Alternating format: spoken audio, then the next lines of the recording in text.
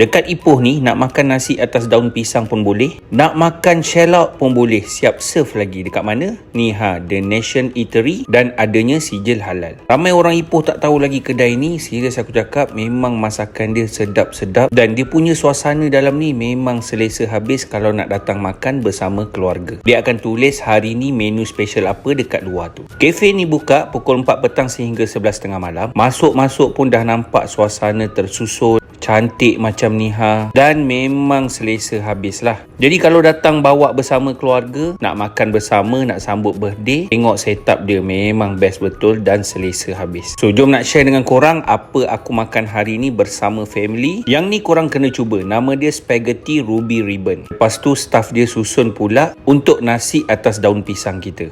Bagi aku ni satu pengalaman yang menarik. Siap serve lagi tu.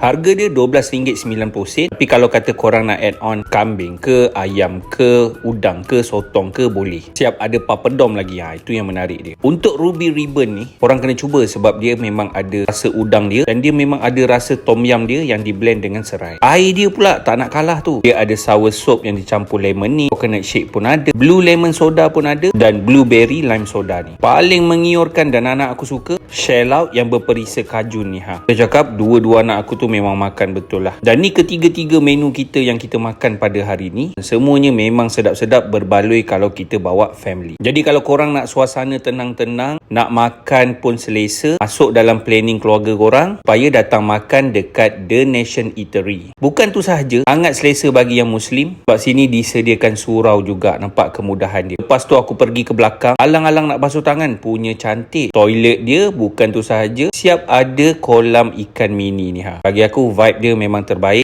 Kalau nak sambut birthday, kek diorang memang sedap weh. Berdepan dengan Balai Polis Pekanbaru Ipoh. Ini dia The Nation Eatery.